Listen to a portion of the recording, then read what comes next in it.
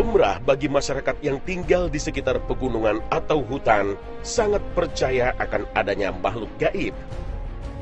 Terlepas percaya ataupun tidak, masyarakat setempat percaya dengan sebuah fenomena gaib atau astral, sehingga menganggap ada sebuah kekuatan baru di luar diri manusia. Dengan melihat sosok-sosok gaib tersebut, terbentuklah sebuah kepercayaan di masyarakat bahwa mereka merasa sedang diawasi oleh penghuni alam lain. Sehingga muncul kepercayaan, jika hendak bepergian melewati sebuah tempat, seseorang harus mematuhi peraturan dan pantangannya. Ini diyakini turun-temurun sejak zaman leluhur sampai anak cucu. Lalu lahirlah beberapa peraturan mistik yang umum berlaku. Misalnya, pendaki wajib minta izin ketika melewati tempat-tempat tertentu. Dilarang mengenakan pakaian berwarna merah atau hijau. Dilarang mendaki bagi wanita yang datang bulan dan harus membawa sesajen tertentu. Ingatlah, sesungguhnya kepunyaan Allah semua yang ada di langit dan semua yang ada di bumi. Dan orang-orang yang menyeru sekutu-sekutu selain Allah tidaklah mengikuti suatu keyakinan mereka tidak mengikuti kecuali prasangka belaka. Dan mereka hanyalah menduga-duga. Al-Quran Surah Yunus ayat 66. Allah Maha Pencipta yang menciptakan apa yang Dia kehendaki dan Dia pilih. Udara, gravitasi bumi, kekuatan magnet, listrik, dan lainnya hanyalah penguat terhadap keberadaannya. Dahulu, manusia hanya percaya terhadap apa yang dilihat dan menolak semua yang tidak nampak. Sayangnya, masih ada sebagian manusia modern yang hanya percaya dengan apa yang dilihatnya saja. Maha suci Allah yang berfirman, "Maka aku bersumpah dengan apa yang kamu lihat dan dengan apa yang tidak kamu lihat." Al-Quran Surah Al-Haqqah ayat 38 hingga 39. Allah Jalla Jalaluhu menegaskan bahwa ada alam lain yang tidak dapat kita lihat. Alam tersebut benar adanya dan bukan hayalan. Disebutkan dalam bukunya Syekh Abdul Karim Ubaidah Alamul Jin, sesungguhnya ilmu pengetahuan manusia sekalipun diduga tidak dapat menguasai semua spesies makhluk hidup di planet bumi ini. Ilmu mereka juga tidak mampu mengetahui apa yang ada dalam planet lain. Dapat diasumsikan bahwa jenis makhluk hidup yang ada di atas bumi kemungkinan besar ada di sebagian planet lain. Seperti mata kita yang tidak bisa melihat mikroba dan bakteri secara kasat mata, namun tidak bisa kita menolak keberadaannya, karena terkadang kita merasakan sesuatu di badan ketika sedang sakit. Maka seiring perkembangan teknologi, kita bisa dengan mudah mengetahui berbagai jenis bakteri dan virus serta bentuk-bentuknya dengan mikroskop. Sejatinya, puncak akal manusia tidak akan mampu mengetahui misteri-misteri alam. Maka kebodohan terbesar ketika kita menolak ayat-ayat keajaiban dan tanda-tanda Allah di alam semesta ini. Akal kita akan tunduk kepada apa yang dikabarkan oleh wahyu, karena dalam kalam Allah itulah terdapat pengetahuan yang sejati. Ibnu Katsir meriwayatkan dalam kitab tafsirnya dari Ibnu Abbas, ia berkata, "Seandainya aku menceritakan kepada kalian tafsirnya, niscaya kalian kafir. Bentuk-bentuk kekafiran kalian adalah pendustaan kalian terhadapnya, yakni wallahu a'lam, bahwa Allah menciptakan 7 bumi sebagaimana Dia menciptakan 7 langit. Semuanya merupakan kreasi zat yang mengurus langit dan bumi. Keduanya menyimpan berbagai keajaiban makhluk yang terkadang tidak dipercaya oleh orang-orang yang lemah imannya. Oleh karena itu, Rasulullah SAW bila hendak masuk ke suatu kampung, beliau berdoa, Ya Allah, Rabb langit yang 7 dan apa yang berada dalam naungannya, dan Rabb bumi yang 7 dan apa yang dikandungnya, dan roh para setan dan apa yang telah disesatkannya, dan roh angin dan apa yang telah diterbangkannya.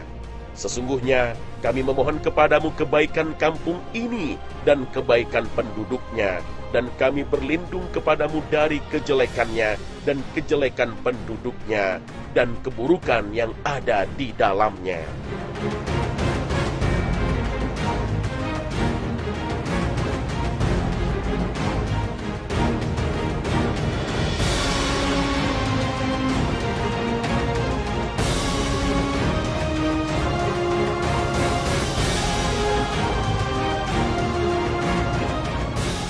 Assalamualaikum warahmatullahi wabarakatuh. Selamat pagi pemirsa Trans 7. Khazanah, ensiklopedia Islam dunia, pagi ini kembali hadir ke hadapan Anda untuk berbagi pengetahuan dan saling menasehati dalam kebajikan. Ternyata masih ada masyarakat yang tak kalah mistisnya dengan fenomena masyarakat pedalaman yang belum mengenal teknologi secanggih masyarakat kota. Banyak sekali bisa kita dapatkan klinik-klinik alternatif yang terkadang melakukan praktek pengobatan, di mana pada saat yang lain juga melakukan transaksi jual beli ilmu sihir. Salah satunya menjual jin penjaga dan pelayan yang dikenal sebagai khodam. Beredar mitos di masyarakat bahwa khodam merupakan makhluk ciptaan Allah dari bangsa jin yang bertugas sebagai pembantu, penjaga, atau pengawal manusia kemanapun manusia tersebut pergi. Khodam merupakan makhluk yang penurut pada sang penjaganya. Dipercaya, khodam akan melakukan reaksi jika sang tuan atau pemiliknya mempunyai kehendak tertentu. Layaknya seorang pembantu yang akan memenuhi segala kebutuhan di rumah, jin-jin itu dipercaya dapat membantu urusan pekerjaan bisnis atau rumah tangga dan percintaan. Mereka juga meyakini ada jenis jin tertentu yang dapat memberi keuntungan dan keberhasilan. Syaratnya mudah saja. Ada yang mengaku dengan melakukan amalan seperti sholat sunat, sholat hajat, atau bertawassul kepada ulama atau wali, bisa membuat seseorang bisa mendatangkan jin khodam. Namun, ada juga yang harus merogoh kocek dalam-dalam hingga jutaan rupiah untuk mendapatkan jin khodam.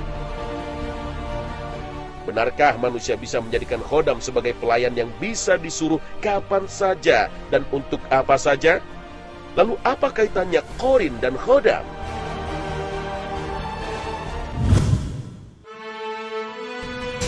Qorin adalah istilah yang digunakan untuk merujuk kepada jin yang mendampingi setiap manusia. Istilah ini digunakan di dalam Al-Quran dan dikatakan bahwa qorin itu mengikuti manusia sejak dilahirkan hingga ajalnya. Makhluk itu dianggap sebagai kembaran setiap manusia. Rasulullah SAW bersabda, "Setiap orang di antara kalian telah diutus untuknya seorang qorin, pendamping dari golongan jin." Hadits riwayat Muslim. Kata qorin berasal dari bahasa Arab yang berarti teman, pasangan, atau pendamping. Dalam kamus Al-Muhidh disebutkan, qorin artinya sosok yang selalu menemani dan menyertai. Setiap manusia yang dilahirkan ke dunia ini pasti memiliki qorin. Bahkan Rasulullah SAW tidak terkecuali. Cuma bedanya, qorin Rasulullah adalah Muslim. Jin qorin menurut para alim ulama bukanlah dari kalangan jin yang biasa. Jin qorin yang kafir tugasnya tak lain hanya untuk menyesatkan manusia. Ia melalaikan kita dari sholat tepat waktu. Ia melalaikan kita dari jumlah rakaat sholat yang sedang kita laksanakan. Ia juga melalaikan kita dari ayat-ayat sholat yang tengah kita baca. Ketika manusia mati, qorin akan berpisah dengan manusia kembarannya. Ruh manusia akan ditempatkan di alam barzah, sedangkan jin qorin akan terus hidup sebagaimana umur jin yang ditakdirkan panjang usia. Apabila hari akhirat tiba, maka keduanya akan dihadapkan kepada Allah untuk diadili. Jin qorin akan berlepas tangan dan tidak bertanggung jawab atas kesesatan atau kedurhakaan manusia. Untuk mengimbangi usaha Korin ini, Allah utuskan malaikat. Malaikat yang akan membisikkan hal-hal kebenaran dan mengajak berbuat kebaikan. Maka terpulanglah kepada setiap manusia yang membuat pilihan amal. Namun di balik fenomena Korin ini, ada juga di kalangan masyarakat tentang jin khodam yang diyakini sebagai pendamping dan pelayan bagi tuannya, manusia. Sehingga banyak kalangan beranggapan bahwa sama saja antara jin Korin dan jin khodam.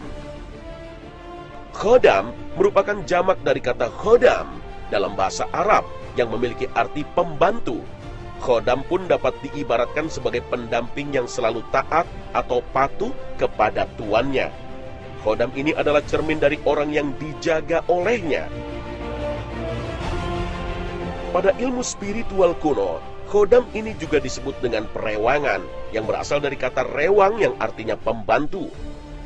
Khodam, perewangan, dapat berada dimanapun majikannya berada. Khodam bisa menempati benda-benda tertentu yang memang disediakan untuknya. Khodam diyakini juga sebagai makhluk ciptaan Allah yang dari bangsa jin yang bertugas sebagai pembantu, penjaga, atau pengawal manusia kemanapun manusia pergi. Khodam merupakan makhluk yang penurut pada sang penjaganya. Mitosnya, khodam ini menurut paranormal seringkali bersemayam di benda-benda yang mereka sukai, seperti pada batu mustika atau batu bertuah. Dan konon, hanya manusia yang telah mencapai tingkat spiritualitas tinggi saja yang mampu mendapatkan benda yang mengandung khodam. Karena benda atau mustika yang berkhodam hanya berada di alam gaib, sehingga untuk mengundangnya, para ahli spiritual dan pengikutnya seringkali melakukan ritual-ritual sholat, puasa, dan tahajud dengan syarat dan pantangan tertentu. Ini adalah salah satu penyebab masih banyak umat Islam kurang memahami, bahkan luput dari konsep tauhid sebagai identitas jiwa dan raga kaum muslimin. Ya Allah, tunjukkanlah kami ke jalan yang Engkau ridhoi. Jadi, jin Korin menurut pandangan syariat lebih jelas keberadaannya dan sudah Allah sebutkan dalam ayat Al-Quran dan hadis. Namun berbeda mitos yang tersebar di masyarakat tentang jin khodam yang tugasnya sama-sama menjaga manusia dan dia tidak disebutkan dalam Al-Quran. Akan tetapi ini hanyalah sebuah anggapan masyarakat yang mengikuti fenomena adat tanpa didasari oleh syariat. Sehingga jin ini dianggap dapat memberi manfaat kepada manusia. Padahal, kalau dipahami secara seksama, pada hakikatnya mereka adalah sama-sama jin pengganggu, penggoda, dan tidak bisa memberi manfaat kepada manusia. Karena sudah Allah tetapkan dalam Al-Quran sebagai musuh, bahkan Rasulullah sendiri berlindung kepadanya. Telah diteguhkan dalam syariat bahwa setiap manusia memiliki korin yang berasal dari setan-setan. Firman Allah Subhanahu wa ta'ala, qala qarinuhu rabbana ma atghaytuhu walakin kana fi dhalalin ba'id.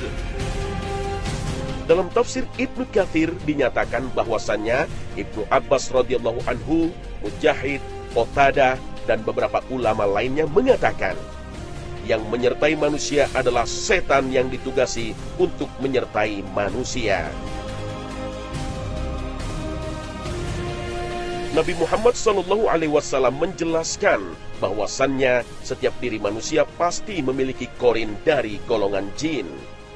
Dari Ibnu Mas'ud radhiyallahu anhu, Nabi Muhammad SAW telah bersabda, setiap orang di antara kalian telah diutus untuknya seorang korin, pendamping dari golongan jin. Para sahabat bertanya, termasuk Anda, wahai Rasulullah? Beliau menjawab, termasuk saya. Hanya saja Allah membantuku untuk menundukkannya sehingga dia masuk Islam. Karena itu, dia tidak memerintahkan kepadaku kecuali yang baik. Hadis riwayat Muslim. Imam An-Nawawi mengatakan, dalam hadis ini terdapat peringatan keras terhadap godaan jin korin dan bisikannya. Dalam riwayat lain dikatakan, korin itu masuk Islam, sehingga tidak menyuruhku kecuali pada kebaikan.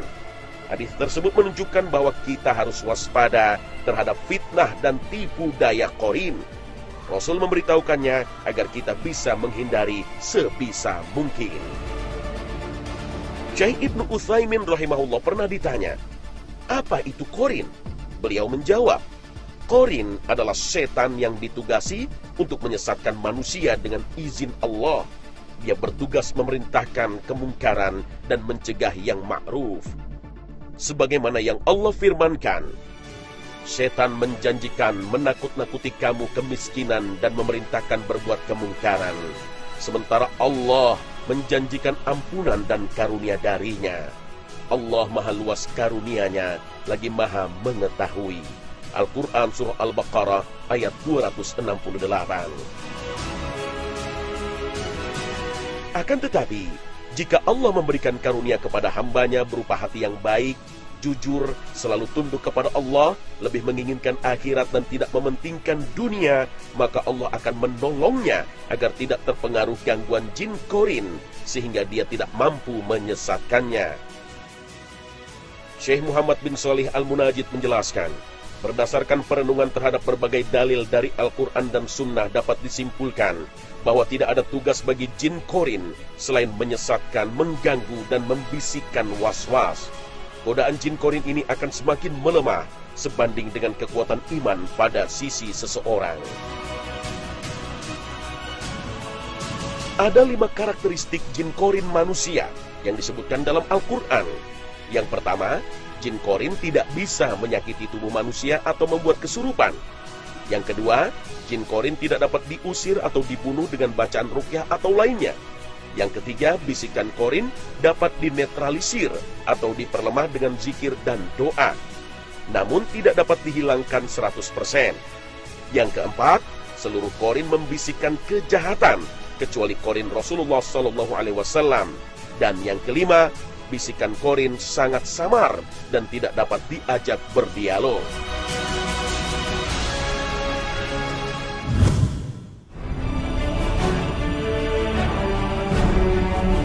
Dari Abdullah bin Mas'ud radhiyallahu anhu, Rasulullah sallallahu alaihi wasallam bersabda, sesungguhnya setan itu punya bisikan bagi anak Adam, begitu pula malaikat. Adapun bisikan setan adalah mengajak pada keburukan dan mendustakan yang hak, sedangkan malaikat adalah mengajak pada kebaikan dan membenarkan yang hak. Siapa yang merasakan adanya ajakan malaikat, berarti itu karunia Allah, hendaklah ia memuji Allah. Tapi siapa yang merasakan bisikan setan, maka berlindunglah kepada Allah dari kejahatan setan terkutuk. Lalu beliau membaca ayat, setan menjanjikan kefakiran untuk kalian dan memerintahkan kemungkaran. Hadis riwayat Tirmizi. Dialog antara 2 korin manusia yang berbeda agama diceritakan oleh Ibnu Mas'ud radhiyallahu anhu. Ketika setan orang mukmin bertemu setan orang kafir dan ia melihat tubuhnya lemah, kusut dan kurus, ia pun bertanya, "Kenapa kamu bisa celaka begitu?" Setan orang mukmin menjawab, "Aku tak punya apa-apa. Jika ia mukmin mau makan, ia menyebut nama Allah. Jika mau minum, ia menyebut nama Allah. Jika mau tidur, ia menyebut nama Allah. Dan saat masuk rumahnya juga menyebut nama Allah." Setan orang kafir berkata, "Kalau aku makan dari makanannya dan minum dari minumannya dan tidur di kasurnya, makanya aku gemuk dan kamu kurus." Hadis riwayat Tabrani dengan sanad sahih. Kita tidak bisa mengislamkan korin sebagaimana yang dilakukan Rasulullah SAW, tapi kita bisa melemahkan korin atau setan sehingga ia tidak berdaya dan kita selamat dari ajakan buruknya. Berdasarkan sabda Rasulullah dari Abu Hurairah radhiyallahu anhu, Rasulullah bersabda, sesungguhnya seorang mukmin bisa melemahkan setannya sebagaimana di antara kalian membuat lemah ontanya dalam perjalanan. Hadis riwayat Ahmad dan dihasankan Syekh Al-Albani nomor 3586. Pada hakikatnya, semua makhluk akan mati, termasuk jin juga. Yang tidak akan mati hingga datangnya kiamat kelak hanyalah iblis, moyangnya jin. Sedangkan jin pada umumnya mati seperti halnya manusia. Sebagaimana yang diucapkan Rasulullah SAW dalam rangkaian doanya berikut. Ya Allah, untukmu aku berserah diri, kepadamu aku beriman, kepadamu aku bertawakal, kepadamu aku kembali, kepadamu aku mengadu. Ya Allah, sesungguhnya aku berlindung dengan kemuliaan-Mu yang tiada Tuhan selain Engkau, agar tidak menyesatkanku. Engkau zat yang maha hidup dan tidak akan mati, sedangkan jin dan manusia semua mati. Muttafaqun alaihi. Allah Subhanahu wa ta'ala berfirman, dan ketika setan menjadikan mereka memandang baik pekerjaan mereka dan mengatakan, tidak ada seorang manusia pun yang dapat menang terhadapmu pada hari ini, dan sesungguhnya saya ini adalah pelindungmu. Maka tatkala kedua pasukan itu telah dapat saling lihat-melihat berhadapan, setan itu balik ke belakang seraya berkata, sesungguhnya saya berlepas diri daripada kamu. Sesungguhnya saya dapat melihat apa yang kamu sekalian tidak dapat melihat. Sesungguhnya saya takut kepada Allah, dan Allah sangat keras siksanya. Al-Quran Surah Al-Anfal ayat 48. Doa adalah senjatanya orang mukmin. Maka ketika dirundung berbagai masalah, Rasulullah menganjurkan kita untuk memperbanyak doa. Jika kita sungguh-sungguh melakukannya, insya Allah akan datang perlindungan dari Sang Maha Kuasa. Allah Azza wa Jalla berfirman, Wa imma yanzaghannaka minasy syaitani nazghun fasta'iz billah innahu sami'un alim.